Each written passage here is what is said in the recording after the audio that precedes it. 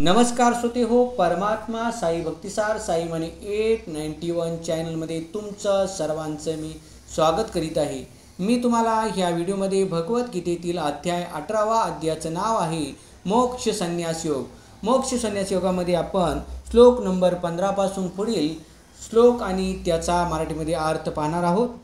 जर आपल्यापैकी ह्या चॅनलवरती कोणी नवीन असाल तर चॅनल सबस्क्राईब करा, जेणेकरून मी जसे नवीन व्हिडिओ अपलोड करीत जाईन तसे नवीन व्हिडिओचे नोटिफिकेशन तुमच्या मोबाईलवरती येत राहतील व तुम्ही ते पाहू व ऐकू शकताल।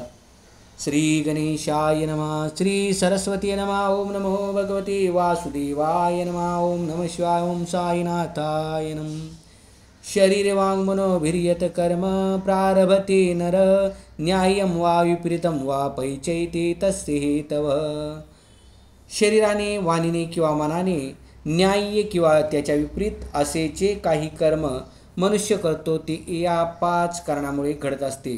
तात्पर्य या श्लोकातील न्याय्य म्हणजे योग्य आणि त्याच्या विपरीत अयोग्य हे शब्द महत्त्वपूर्ण आहेत। योग्य कार्य शास्त्रात दिलेल्या आदेशानुसार केले जाते आणि अयोग्य कार्य शास्त्रांचा आदेश न जुमानता केलेले असते।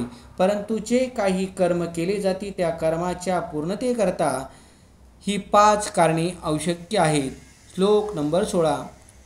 तत्रैवं सति कर्तारमात्मनं केवलं तु यः पश्यत्य कृतबुद्धित्वानं वान्न स पश्यति दुर्मतिः। म्हणून या 5 कारणांचा विचार न करता ज्याला वाटते की तो एकमेव कर्ता आहे तो खचितच मूर्ख आहे व तो गोष्टींना यथार्थ रूपात पाहू शकत नाही। तात्पर्य मूर्ख मनुष्याला समजत नाही की परमात्मा त्याच्या अंतरात मित्र म्हणून स्थित आहे व त्याच्या कर्माचे संचालन करीत आहे। जरी स्थान, कर्ता, प्रयत्न व इंद्रिये ही भौतिक कारणे असली तरी अंतिम कारण स्वतः भगवानच असतात। म्हणून मनुष्याने केवळ या 4 भौतिक कारणांच पाहू नये तर परम कारणाकडे सुद्धा लक्ष दिले पाहिजे। जो परमात्म्याला पाहत नाही तो स्वतःलाच कर्ता मानित असतो। श्लोक नंबर 17। यस्य नाहंकतो भावो बुद्धिर्यस्य न लिप्यते हत्वापि सीमालोकान् हन्ति न निबध्यते। जो मिथ्या अहंकाराने प्रेरित नाही, ज्याची बुद्धी बंधनात सापडलेली नाही, तो जगातील मनुष्यांना मारून देखील मारेकरी होत नाही, तसेच तो कर्माने बांधलाही जात नाही। तात्पर्य या श्लोकात भगवान श्रीकृष्ण अर्जुनाला सांगत आहेत की न लढण्याची इच्छा मिथ्या अहंकारापासून उत्पन्न होत असते। अर्जुन स्वतःला कर्ता समजत होता आणि त्याने अंतर्बाह्य असणाऱ्या परमात्म्याच्या आज्ञेचा विचार केला नाही। परमात्म्याची अनुमती आहे अथवा नाही हे जर मनुष्याला कळतच नसेल तर मग त्याने कर्म का करावे। परंतु जो कर्माची साधने स्वतः कर्म करणारा आणि परम अनुमती प्रदान करणारा परमात्मा यांना जाणतो तो प्रत्येक कार्य करण्यासाठी पूर्ण सक्षम असतो। असा मनुष्य कधीही भ्रांत होत नाही। मिथ्या अहंकार आणि नास्तिकवाद किंवा कृष्ण भावनेचा अभाव यांच्यापासून मीच करता आहे व मी जबाबदार आहे अशा भावनांचा उदय होत असतो। परमात्मा किंवा भगवंताच्या आदेशानुसार जो कोणी कृष्ण भावनाभावित कर्म करीत असतो त्याने जरी कोणाला मारले तरी तो मारेकरी ठरत नाही आणि त्या हत्येचे फळही त्याला भोगावे लागत नाही। जेव्हा सैनिक सेनापतीच्या आज्ञेचे पालन करीत असताना हत्या करतो त्यावेळी त्याला दोषी ठरवले जात नाही, परंतु जर त्या सैनिकाने स्वेच्छेने कोणाला मारले तर मात्र त्याला निश्चितच न्यायालयात शिक्षा ठोठावली जाते। श्लोक नंबर 18। न्यायं ज्ञेयं परिज्ञाता त्रिविधा कर्मचोदना करणं कर्म कर्तेति त्रिविधम कर्म संग्रह। ज्ञान, ज्ञेय आणि ज्ञाता ही 3 कर्माला प्रेरणा देणारी कारणे होत। इंद्रिये, कर्म आणि कर्ता हे 3 कर्माचे घटक आहेत। तात्पर्य दैनंदिन कर्म करण्याकरता 3 प्रेरक असतात, ज्ञान, ज्ञेय आणि ज्ञाता। कर्म करण्याची साधने स्वतः कर्म आणि कर्ता ही कर्माचे घटक आहेत। कोणत्याही मनुष्याने केलेल्या कोणत्याही कर्मामध्ये या गोष्टी असतात। कर्म करण्यापूर्वी काहीतरी प्रेरणा होत असते। कर्म प्रत्यक्ष घडण्यापूर्वी ज्या निर्णयाप्रत आपण पोचतो ते कर्माचे सूक्ष्म रूप असते. त्यानंतर कर्माचे रूपांतर क्रियेत होते. प्रथम मनुष्य विचार करणे, अनुभव करणे व इच्छा करणे या मनोवैज्ञानिक प्रक्रियेतून जातो व तिलाच प्रेरणा असे म्हणतात. ही प्रेरणा शास्त्रातून आली असली किंवा गुरु महाराजांच्या आदेशातून आली असली तरी दोन्हींनाही समान समजण्यात येते. ज्यावेळी प्रेरणा होते व कर्ताही असतो त्यावेळी इंद्रियांच्या मतीने ज्यांच्यात सर्व इंद्रियांचे केंद्रस्थान असलेल्या मानाचाही समावेश होतो. प्रत्यक्ष कर्म घडते. कोणत्याही कर्माच्या सर्व अंगांना कर्मसंग्रह म्हणतात. श्लोक नंबर 19. ज्ञानं कर्मच कर्ताच त्रिधैव गुणभेदतः प्रोच्यते गुणसंख्यानि यथा व्रजॄन् तान्यपि.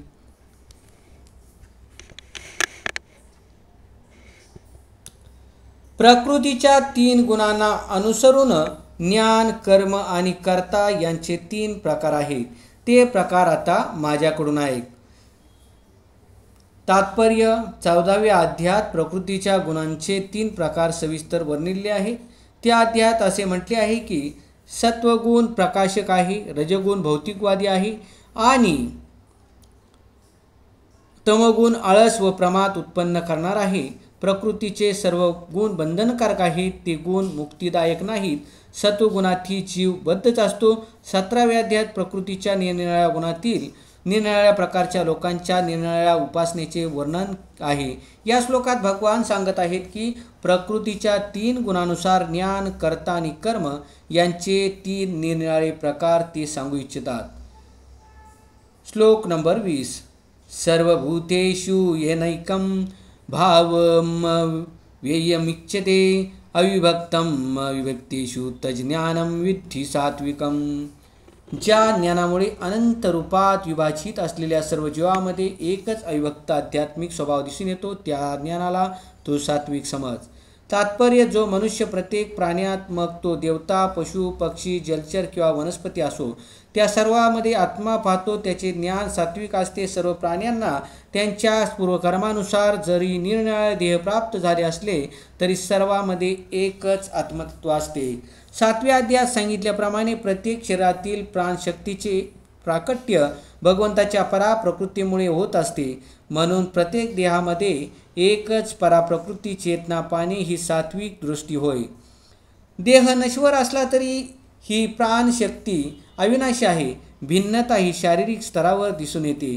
प्राणशक्ती विभाजित झाल्याचा भास होतो कारण बद्ध जीवनात भौतिक अस्तित्वाची अनेक रूपे दिसून येतात. असे निर्विशेष ज्ञान हे आत्मसाक्षात्काराची एक बाजू असते.